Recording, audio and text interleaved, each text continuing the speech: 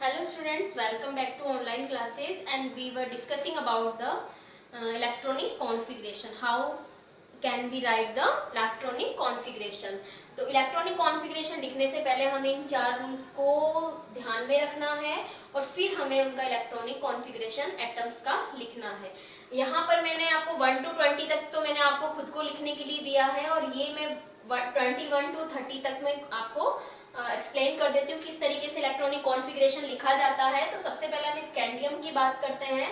तो देखिए हमें ये ऑर्डर फॉलो करना है क्योंकि हमें इंक्रीजिंग ऑर्डर में भरना होता है इलेक्ट्रॉन्स को। सबसे पहले हमें कम एनर्जी वाले ऑर्बिटल्स में इलेक्ट्रॉन्स को फिल करना है। तो सबसे पहले हम बात करते हैं स्कैंडियम। 21 इलेक्ट्रॉन्स होते हैं।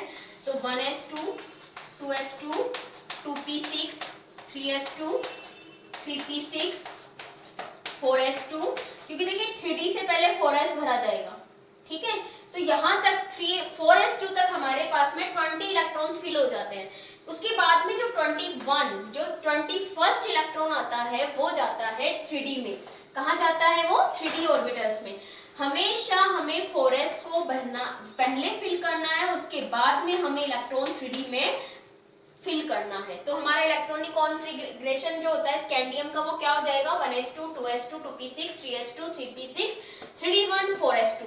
लिखेंगे हम 3d को पहले बट फिल करेंगे हम 4s के बाद में। इसी तरीके से हम टाइटेनियम की बात करते हैं। तो 1s2, 2s2, 2p6, 3s2, 3p6, 3d2 and 4s2। पहले हमें 4s भरने हैं। जैसे ही 20 इलेक्ट्रॉन्स फिल हो जाते हैं फिर जो दो इलेक्ट्रॉन आते हैं वो किस में जाएंगे? डी में, 3d में जाएंगे ये दो इलेक्ट्रॉन।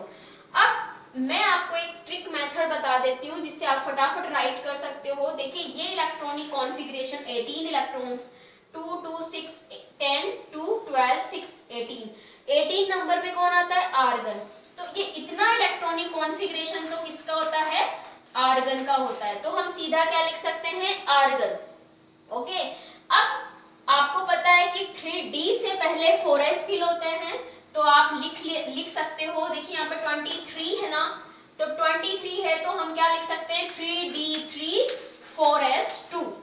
d3 23 से आपको 3 मिलेगा, फिर 4s2।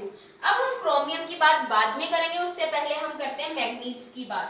तो सेम ऐसे ही आर्गन तक तो 18 इलेक्ट्रॉन्स फिल हो जाते हैं तो सिर्फ आर्गन हम लिख सकते हैं। उसके बाद में देखिए 5 आ रहा है ना, तो आप क्या लिख सकते हो? 3d5 4s2। देखिए 5 आ रहा है 25 में, तो 3d5 4s2। इससे आप तुरंत लिख सकते हो, जल्दी से आप क्या कर सकते हो? इलेक्ट्रॉनिक कॉन्फ़िगरेशन राइट कर सकते हो। आयरन 26 है तो आर्गन तक तो ऐसे ही चलेंगे हम। फिर 3d6 4s2, 3d6 26 का 6 एंड 4s2। तो यहाँ से हमें थोड़ा सा ट्रिक मिल जाता है, एक हिंट मिल जाता है जिससे हम फटाफट से राइट कर सकते हैं इलेक्ट्रॉनिक कॉन्फ़िगरेशन। कोबाल्ट का लिखेंगे तो वैसे ही आर्गन। अब देखिए कोबाल्ट 27 है तो 3d7 4s2।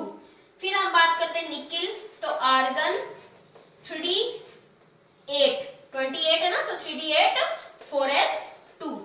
कॉपर की बात हम बाद में करेंगे।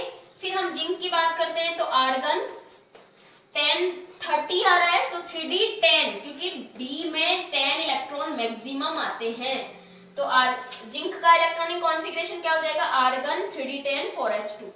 ओके। अब मैंने यहाँ पे दो छोड़े हैं, क्रोमियम एंड कॉपर।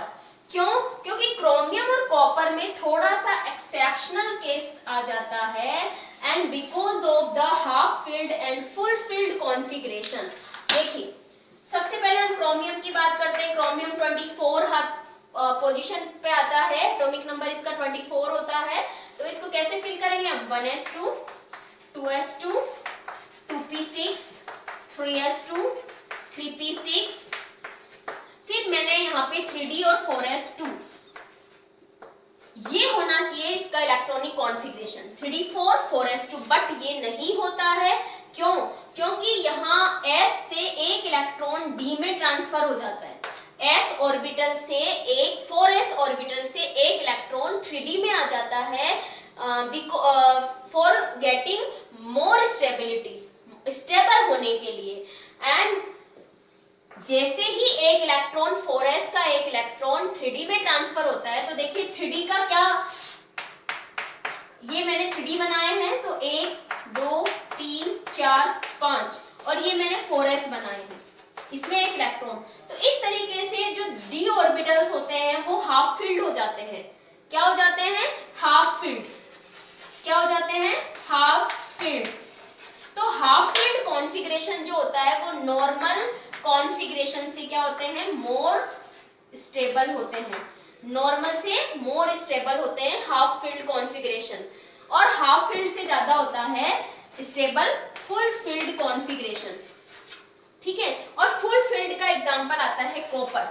कॉपर में क्या होता है? देखिए, अगर हम कॉपर की बात करते हैं तो कॉपर होता है 29।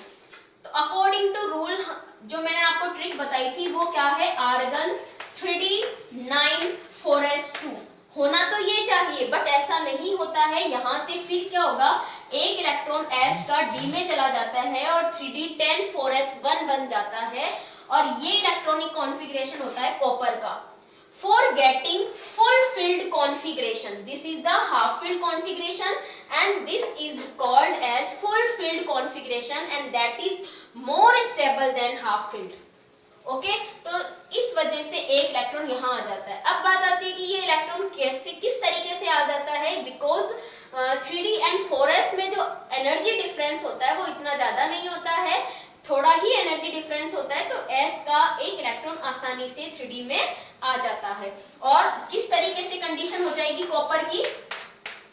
अगर मैं ये 3d बनाती हूँ और ये 4s बनाती हूँ, तो देखिए 10 इलेक्ट्रॉन है, 1 2 3 4 5 6 7 8 9 10, 3d तो 10 हो जाते हैं, फुल फिल्ड हो जाते हैं, और एक इलेक्ट्रॉन s में रह जाएगा। तो इस तरीके से क्रोमियम और कॉपर का केस अलग है, एंड क्रोमियम में तो हाफ फिल्ड कॉन्फ़िगरेशन मिलता है और कॉपर में फुल फिल्ड कॉन्फ़िगरेशन गेन करने के लिए 4s ऑर्बिटल से एक एक इलेक्ट्रॉन 3d में ट्रांसफर हो जाते हैं। नेक्स्ट हम बात करेंगे नेक्स्ट वीडियो में। Thank you.